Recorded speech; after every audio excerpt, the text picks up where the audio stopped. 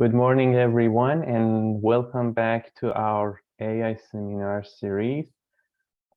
Today, we are going to have a talk by Dr. Jiasen Lu from AI2, which I'll introduce shortly. As a reminder, please note that we have these weekly talks, and you can see the next three talks on screen. And please do join us for next week's talks. It's a privilege to introduce Dr. Lu. Dr. Lu is a research scientist at Allen Institute for AI. He obtained his Ph.D. from Georgia Tech, advised by Professor Devi Parikh. His research is in computer vision, focusing on the interaction between vision, language, and embodiment and multimodal data learning. And today he is going to give a talk about one of his recent major developments in this field called Unified I/O. With that being said, I'll leave the stage for Dr. Lu. Thanks, Mohammed, and for the introduction. And hi, everyone. So I'm going to talk about the recent project we've done. It's called Unified I/O, unified models for vision, language, and multimodal task. Okay. So in machine learning, we typically care about optimizing a particular metric, right? So in order to do this, we generally train a single model for the desired task. Well, we can generally achieve acceptable performance in this way by being a laser focus on our single task. We ignore information that might help to do even better on the metric we care about. So specifically, this information can come from a training signal of related tasks. By sharing the representations between the related tasks, we can enable our model to generalize better on our original tasks. The multitask model usually has the shared parameters and task-specific head on multiple tasks. So for a unified model, the model further gets rid of the task-specific head that enable zero-shot or few-shot transfer across different tasks. So GPT-3 is a good example that a single pre-trained model that can solve different tasks with prompt like engineering. So there's a huge progress on the single task model for computer vision, right? So CLIP, for example, is trained on a wide variety of noisy web image test pairs with contrastive pre-training. So at test time, the learned test encoder synthesizes a zero-shot linear classifier by embedding the names of the descriptions of the target dataset or classes. So it has amazing zero-shot performance on image classification.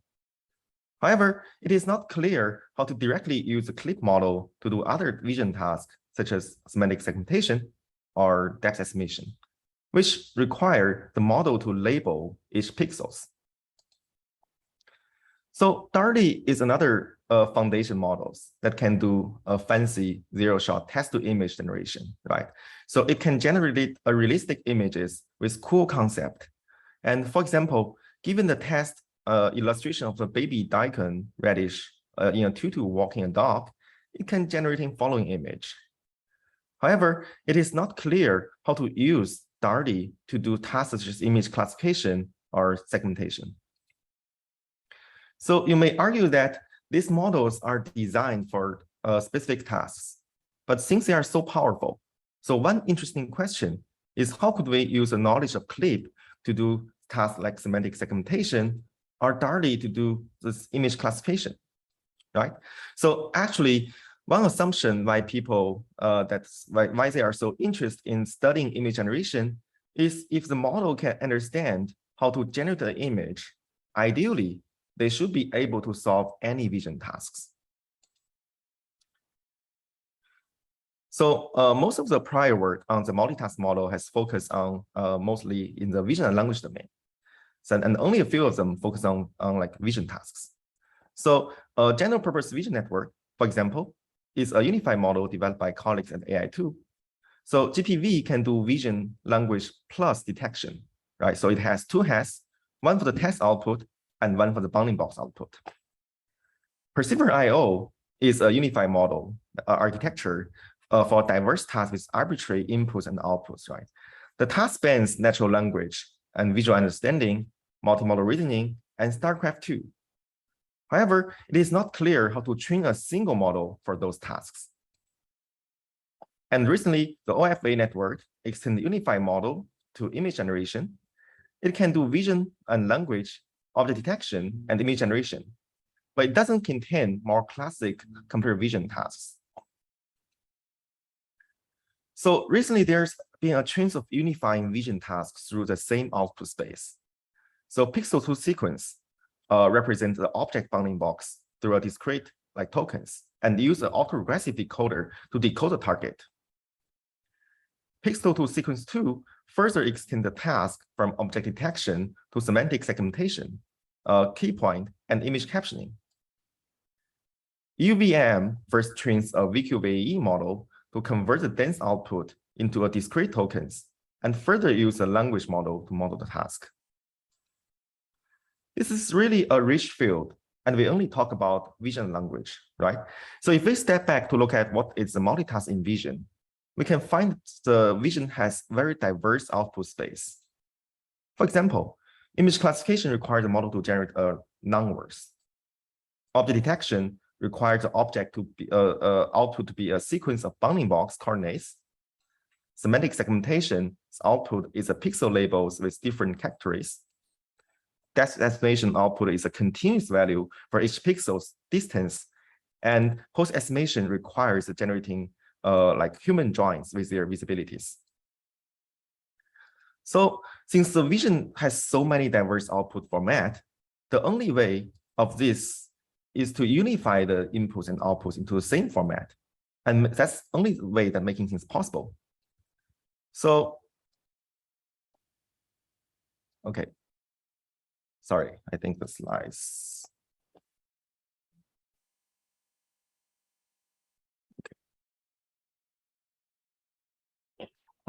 Sorry, before you continue, I forgot to mention that. I forgot to mention while introducing you, if you have any questions, please ask your questions through the Q&A box, and I'll kind of read your questions during the talk. Yeah, thanks. Yeah, also feel free to interrupt me if you have any questions. Yeah. So, okay, so in this project, we're converting a diverse vision inputs and outputs into a sequence and learn a unified model to solve this task simultaneously. Okay, so more formally, let's first take a look at the NLP task pipeline in general. So given some sentence, we first encode them into tokens with byte-pair encoding. Then we use the transformers to model the token sequence and further decode them into different tasks. The same encoding and decoding system can apply for all tasks. So for vision, we already have the task-specific head for different vision tasks. This head usually got well engineered and assigned with separate learnable parameters. This usually makes the task can be learned easier and faster. However, this also prevents a more unified vision models that can solve multiple tasks. So let's first take a look at the image quantization using VQVAE, which is short for Vector Quantized Variational Autoencoder. Given an image, we first use a CNN network to encoding the image into feature map. Then we have a quantization procedure that map each vector into discrete tokens. The CNN decoder will take in these tokens and decode the image back. So we can view the VQVAE as a compression system. What we want to do is to use a similar approach to encoding various structured vision outputs into a sequence. Then for any vision task, like in this case, it's an image segmentation mask, we can use a compressed sequence as a new target to train the transformers. And then we can use the CNN decoder to decode it back for segmentation. So the next question is how to representing diverse outputs in sequence. So for tasks with 2D structure outputs, such as image generation, semantic segmentation, and decimation, we use a pre-trained VQVAE encoder and to encode the target into a sequence of tokens. Then we can use a pre-trained VQVAE decoder to decode the target output back. And note that this VQVE is shared across all tasks, so the vocabulary is the same. So what if we have multiple targets, right? For example, in instance segmentation, given the image, we need to segment the giraffe out and each giraffe out. So given a bunch of binary masks, we map them into a 3-bit color space. We can then map the multiple target back with post-processing. For tasks with 1D structure outputs, we can quantize each coordinate location and converting them to a sequence of tokens. For example, an object detection and the post estimation, we can representing each point with 2 tokens, such as x1, y1 as the top left corner, and x2, y2 as bottom right corner, right? Then the bounding box can be representing with this top left point and bottom right point in the class. For post estimation, there are 51 tokens per person, and the sequence length will be too long if they are like multiple people. So we take the bounding box as input and detect 1 person each time. And in this case, we can cast a human post estimation to detection plus a single post estimation, right? This will solve the long long sequence problem here. So we use a prompt-driven task specification. We use a prompt-driven task for task specifications. So such as what is the category of this region for the and this is a prompt that we are using to predict for the grid task. I will mention later. And for localizations, it's like what is the region does a test giraffe describe? The model will gives you a sequence of like a point and a class, or the VQA, basically a question and an image. The model is asked to predict answer. So other tasks like refer expression and segmentation. So and which gives you to generate image with like with 3-bit color space, and also key point, which is basically producing a list of like 51 tokens for point and visibilities. So there are also other tasks, including surface normal, image generation, segmentation-based image generation, which basically you're providing a mask, segmentation mask, and you specify different color for different object. Or like image in painting, depth estimation, and various of NLP tasks. So let's look at the models in a little bit details. Given the target mask, we are using this VQ-GAN to converting the input into sequences. So given the image and text input, we convert them using the input embedding, such as sequences, such as a basic tokenizer of the sentence-based encoder or patch embedding. And then we use the encoder-decoder-based framework to produce a discrete output tokens sequence. We first decode the image and test target back from this sequence. For the image output, we will use a VQVE decoder to decoding it back. So during training, we use this. We use this discrete sequence serve as a target, and also the VQ-GAN encoder and decoder are frozen during the training of this transformer model. So I'll mention more about implementation details here. So basically, we are following T5 implementation, so which is a well-known NLP model with minimal modification. So basically, we use a pre-trained VQ-GAN from ImageNet, and we also use patch encoding for image inputs. So there's no CNN involved here. And we are adding this absolute position encoding, which is important for vision. So basically, we are similar like a bird. We're injecting the position embedding as input. We're also extending the relative position encoding within only in text to image, right? So basically, the T5 only have relative encoding for the text, which here means that 0 means the center word, and 1 means offset by 1 or 2. So each of the number here will corresponding a learnable token or learnable embedding, and we're extending to the 2D version. And also it has the top, the kind of the top left, top right, bottom left, bottom right. And if you see the number more clearly here, you will see the further the kind of the pixel are like related to the center, there will be more and more like larger patches corresponding to the same weight, right? So it's more like convolution that is more and more kind of like sparse at the far end. So our training contains two stages. So during pre-training, like following T5, for the test target, we use test band denoising. So for like basically it's given this an image of something and is lying on another special token. So the model is asking to predicting the first one is dog and second one is ground.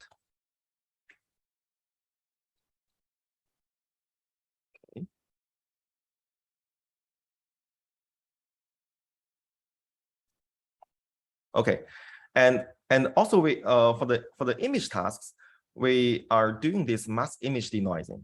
So we're basically masking 75% of the image and asking the model to recover it. So for multitask training, we jointly train with 74 vision and vision language dataset and language dataset. Okay, so we train our model with a variety of tasks, including vision tasks and vision language tasks and language tasks. So we gather all possible public open source dataset to really test the limits of this unified model.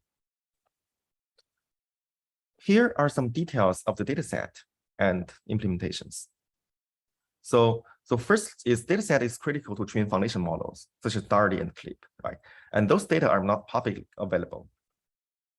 So when we are doing this project, the large open source dataset is not such a line 400 million is not open sourced. So we conduct our own dataset by ensembling existing open source vision language and language dataset, such as OpenImage, Ready Caption, and C4. So the total is around 60 million images and text, and the total size is about 7 TB. So in terms of implementations, the model has a total vocabulary size of around 50K. Among them, 1,000 is location tokens representing the bounding box, and 16K is vision tokens, and 32K is language tokens. So we train with 4 different model size: small, medium, large, and extra large. The extra large is about 3 billion parameters. We are using an in-batch mixing strategy. So basically, we are mixing all the tasks in a same batch. So, and we are during sampling, we are sample based on the skills it's required. So basically, we are sample 512, like basically it's 1/4 of them for the vision head, like 1,000 for language head, and 500 for NLP task. This is basically during pre-training. And during fine-tuning, each dataset is sampled by its dataset size. We are using a temperature scale mixing strategy with T2 is equal to 2 to making sure that the small dataset still have enough training samples. And we are using a fixed image resolution here. So for all the tasks, we are using this 384 and the 384 for the image. That's we are leading like around 500 or 600 patches. So during pre-training, we randomly subsampled 128 patches and 256 patches for multitasking. And we are using this artifactor optimizer to save memory. So basically, we train 1,000 K iterations, 500 pre-training and 500 multitasking. So quick this question. How does the model know when to use send piece decoder and when to use VQ VAE decoder? Sorry, what was the first decoder? What's the first encoder? Send piece decoder. Oh, I see. So okay, it's basically we're still separating these two heads. So basically, the first you can think that first like 256 is test token, and the rest of them is vision part. Whatever the model produced on the vision part, we're feeding them into like VQ-VAE decoder. But whatever the first one. So basically, we are still have 2 heads here, right? But they are using the same vocabulary. Yeah. So we manually specify this part of the model's output is feeding to the vision.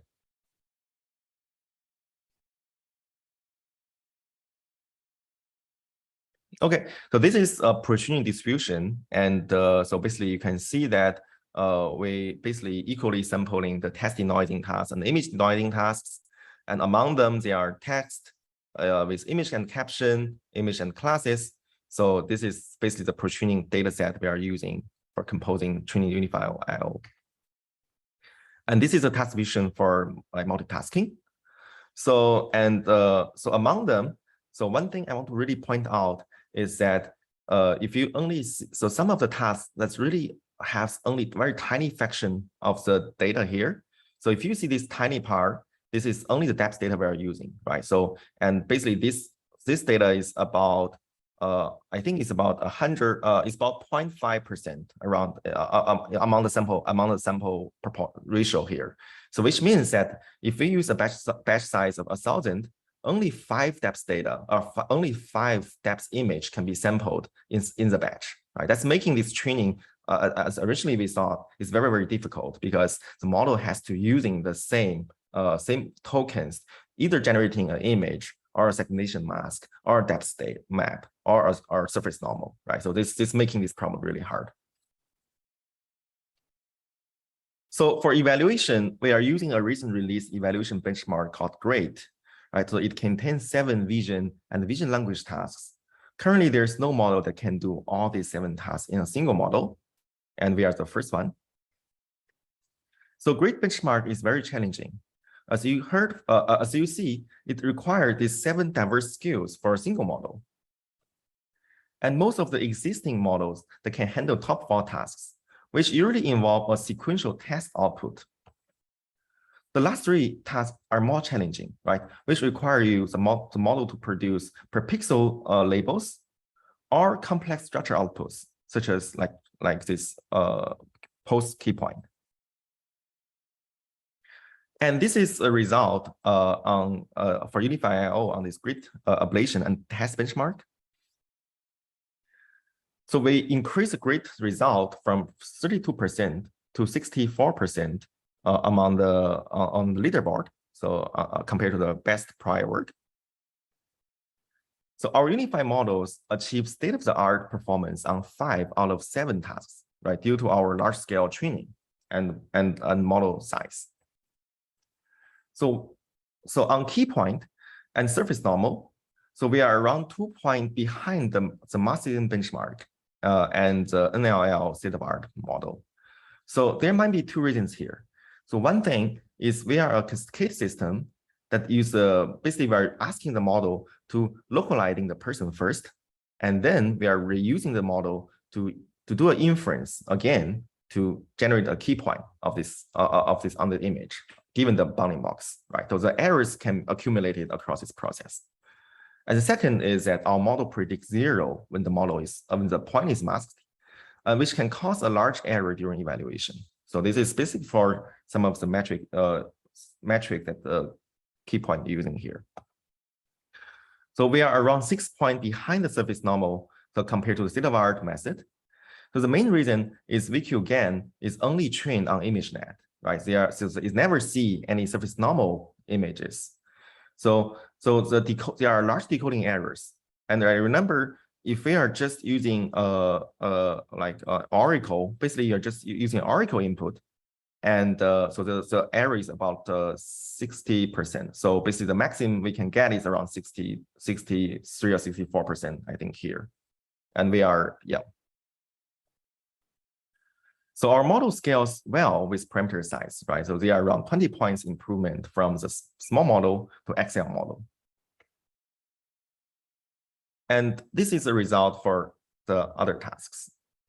So our model scale, so what you can see here is that on NYUV2, which is the depth emission tasks, so we are a little bit lag behind with the state-of-the-art, which is beamformer, but we are better compared to a concurrent work that only handle depth task in a single model called UVM, which is from Google. And for VQA, also so our best model here is around 78 point, which is behind But one thing is that all of the numbers you showed here is actually from a single model. So we didn't do any task-specific fine-tuning in any of the numbers you see here.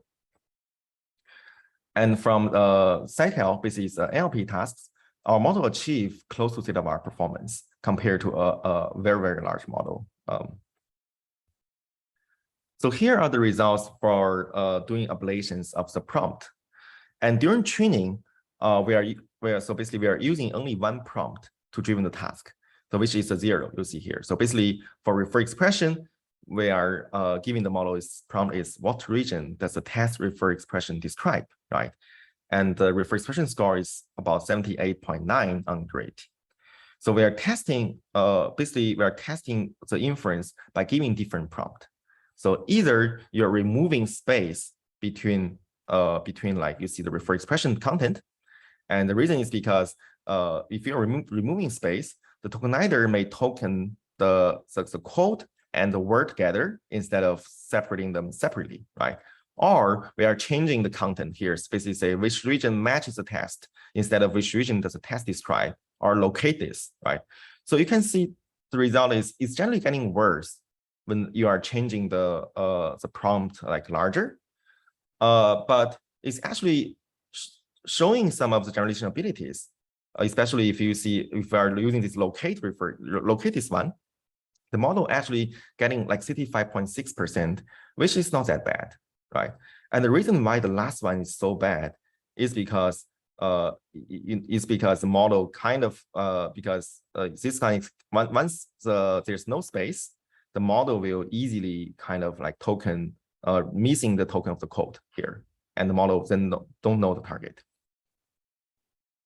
Quick question. What is the difference between ablation and test in previous slide? Oh, yeah. So this one, yeah, for that one is just the ablations you can submit many times. Well, test you can only submit one times, right? So for kind of like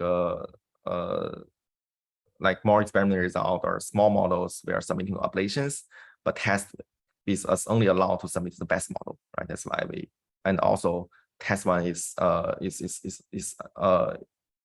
visible to the public. Yeah.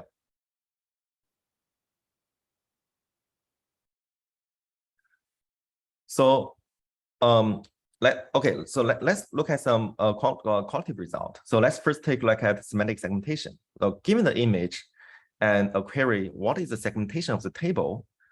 So this is the output. The model outputs a binary mask here. So it does not perfectly cover the left table, but it's doing a reasonable job. So what if we change the target to a wall? So, and this is the model's prediction. So it avoids the shading, but however, it does not leave the TV out, right? This has some issues here. So if we change the query to what is the depth map of the image, and the model generate a depth map now, right? This is the same model with the same set of parameters.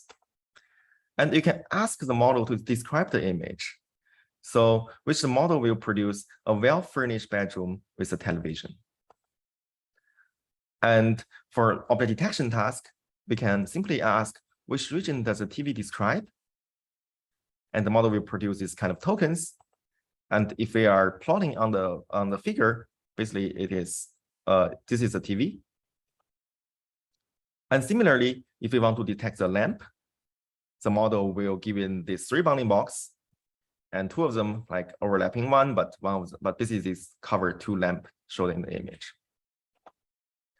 You can also ask to describe by specifying a region, right? For example, you can say, what does the region this bounding box describe?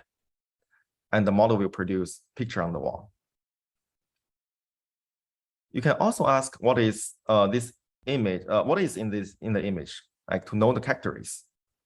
And the model will producing like this word. I don't know, but basically it's maybe a deer or something. And also for this one, you can ask questions like, what is the first movie was the character in this image first featured? And the model will say Star Wars. So it shows that it has some knowledge, maybe learned from Wikipedia or some other data set. We can also ask the model to do image generation. given a blank image, image input, and a query like what is a complete image, given a text, a blue sign points away to the road. Okay, and this is the model generation. So it's definitely not as good as you see recently is the DARDI2 or party, but it's kind of showing the concept here. We can also do image imprinting, right? So given this image, we're asking the image to fill in the blank region, like this box with grass. And this is the this imprinted image. You can see the heart is removed here. You can also ask to imprint this region with a beer. And the model copy a beer or plot beer here, which looks really good. You can change the target to something like trees. Yes. And also maybe something like car.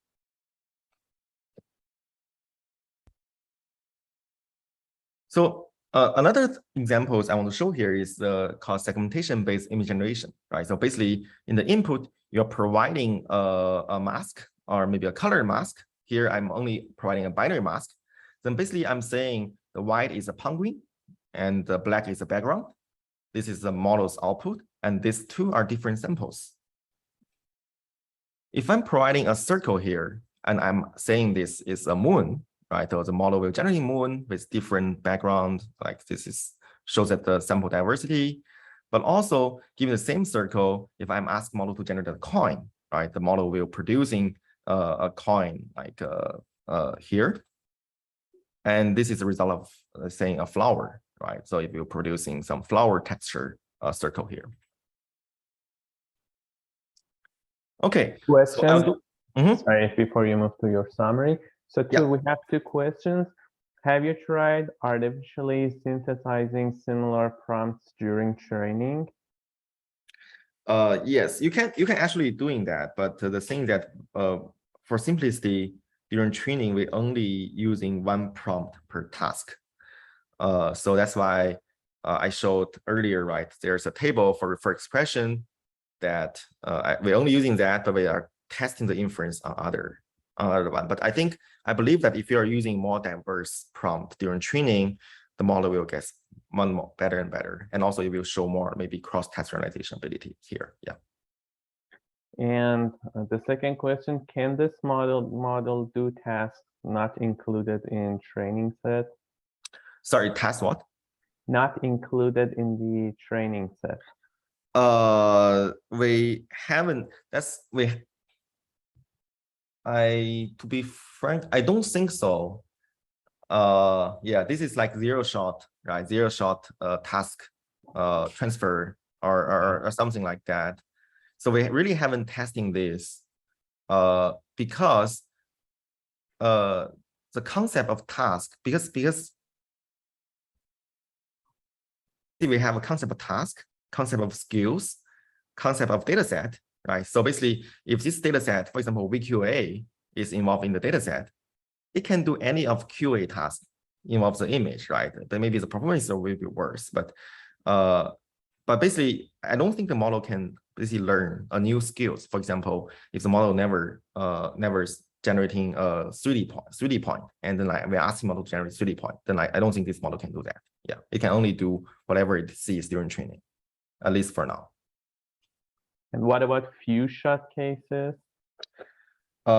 Yes, so this is a tricky thing because since we are training this model with a large corpus per training and fine-tuning with massive tasks, then for the model there's not really few shot, right? So you don't want to ask in few shot for a clip model, because clip basically sees every image you can imagine or something like that. So I feel like it's not really fair to kind of say few shot on a concept, but maybe few shot on task is fine. For example, if we only train this task with a tiny fraction of data, and I'm not sure whether it's called few shot on task, but yeah, that's the definition of few shot is a little bit vague here. I was guessing, yeah. Right. Okay.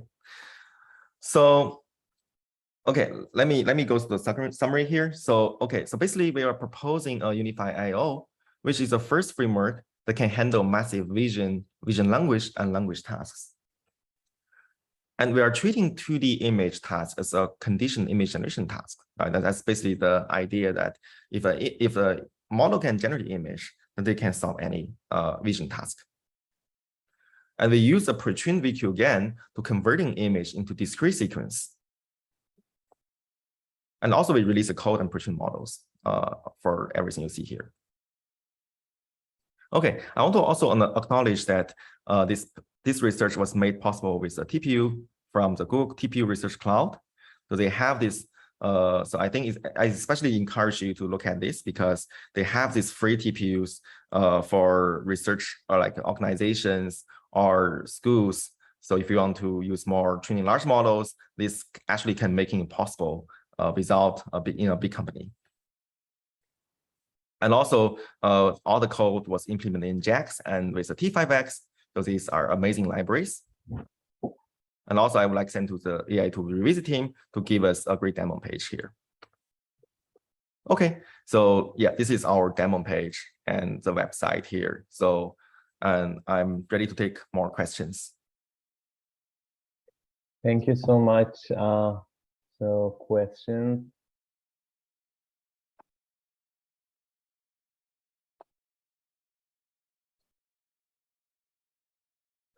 So I have a question myself. So currently we are trying to kind of work with multimodal transformers for in continual learning settings where the tasks arrive sequentially, right?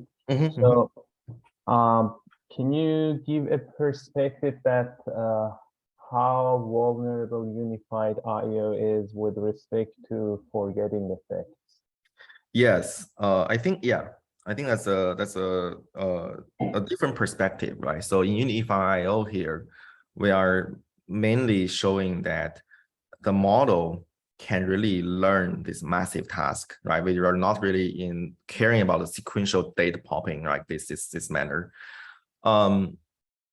So I think so. Basically, the continuous learning they have a various of assumptions and settings, right? But I think the ideal goal we want to unify I/O to be is to be a base model, right? That because the model is pre-trained with massive data set, tasks, skills, and modalities, whenever you reaching a new modalities, a new task, right? If you are initializing it with the model, you should be more efficient, or you should be learn more faster. So comparing to maybe other tasks like if you like clip, like if you only supervise this with image and text, or some like for others, for other like without any knowledge or something like that. So so for unified I/O, I don't think we really explore. But this is a really interesting question, right? But we didn't really explore this catastrophic forgetting or online version of this. But I think this is a really good topic to study. Yeah.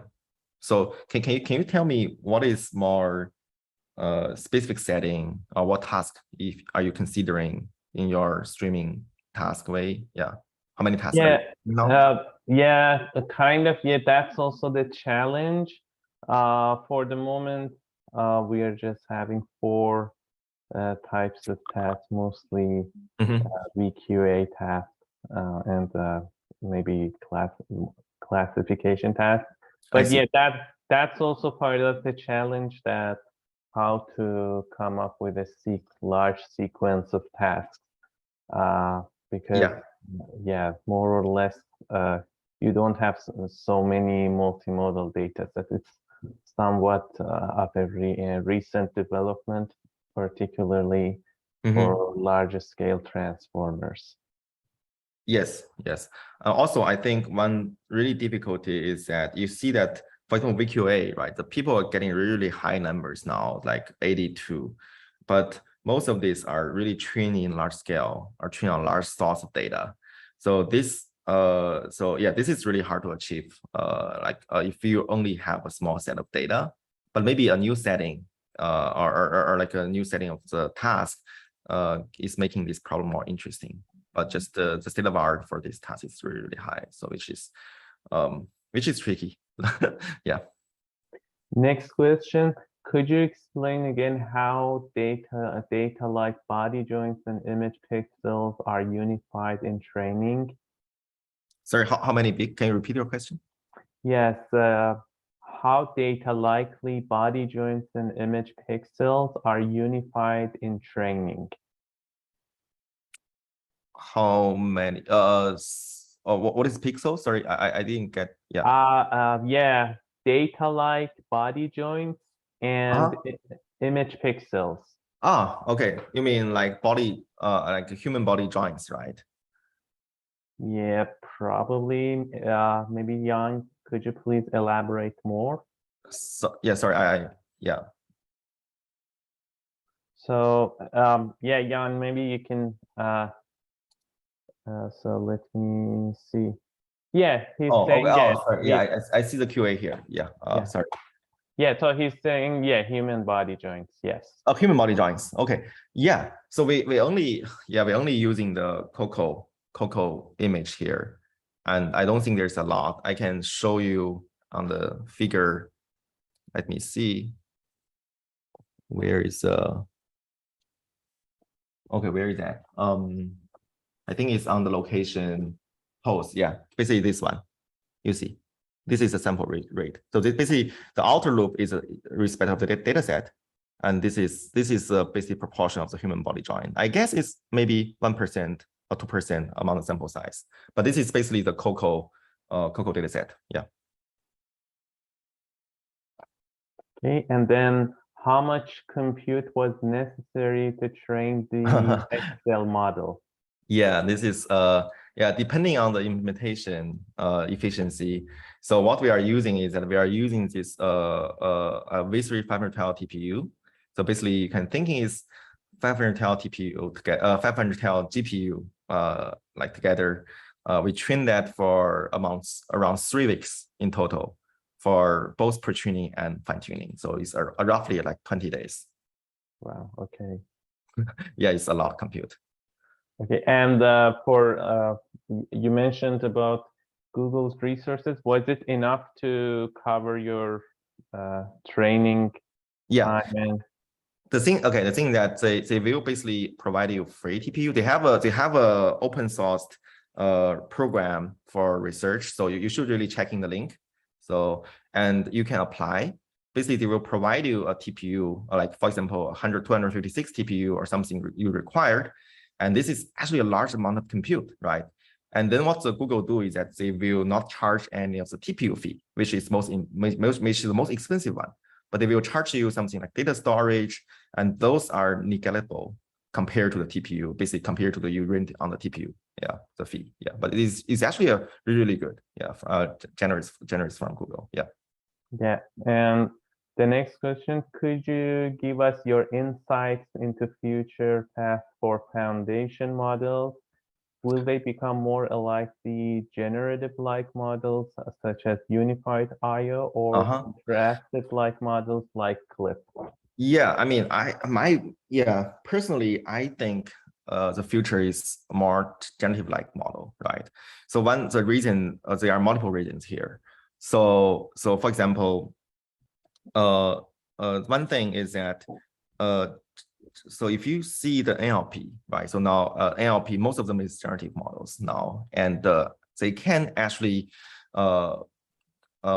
basically enable them to do a lot of like future tasks, because only you can have a generative output, right? You can do arbitrary things. But if you have a discriminative model, right, so maybe you are only limiting classifying either pixel or image, whatever here. So it's limiting your input and output in general. And the second thing is that I feel like given the currently what we see, there are so many fancy, for example, image generation, there are like DALL-E 2, there are Party and other models like diffusion models. And also we see trends of video generation recently, right? So they are video generation, like they are giving a fancy quality. So I feel like when the model parameter size is large, when they have enough data, the model can actually do a really good job on doing this, right? So the question of Unify IO, as basically what we are doing a little bit different from others, is we are not only focusing on, say, generating a very fancy image, but instead we are focusing on both generating and understanding, right? So basically we want to see how this generation will benefit for other tasks, like understanding tasks. And also we are going more progressively on the task number and also modalities. Next question, do you think unified models will become the standard paradigm as we move towards more input modalities like audio and embodiments? Yeah, so to be frankly, I think the Unify IO, at least this one, so this is, I think is more like a proof of concept, right? So basically it says we can do that. And it's not say it didn't really achieving state-of-the-art performance on a lot of tasks. There are definitely a lot of reasons, because so one reason might be that although, for example, although vision and language, they're both using transformers, right? But the recipe is very different. So so here I actually mostly follow the NLP recipe, but to be train a model that is doing well for all of them, that you have to have a good recipe that in the middle. So we're actually working on a following project for Unify 2, which having the audio, video, and embodiment, and like basically actions input. And hopefully this paper will come in maybe end of the year or something. So this is some ongoing work we have doing now. So yeah. A relevant question to what you were saying, how long does it take from getting the idea of this model to get the first successful model? This is, like, to be frankly, this is a very risky project actually. So because we usually like this kind of thing require a large team, but here we only have like I think 1 or 2% here. So and also most of the time I was doing this for this is I'm familiar because I never trained the model at this scale, right? I was developing infrastructure, how to using TPUs, maybe learning JAX, learning this TensorFlow, and all of this, like how to do model parallel. So this kind of like more engineering problem. This actually is the most bottleneck when I doing this project. But after these things are solved, I think the thing is the speed is that I kind of like I showing some like small proof of concept things on small tasks, but the real things are working. For example, we show that the number are good is when we're training these multitask Excel models, and that's the only one that we see that okay, this is working. And for other things, we keep getting negative result. But yeah, I think they're a little bit lucky here. But it's taking about 3 or 4 months. But I actually working this project for about 10 months, but like since it's published, but since it's on archive, but it's actually taking 4 or 5 months, 3 or 4 months when we actually see the result. Yeah. Thank you. Any more questions?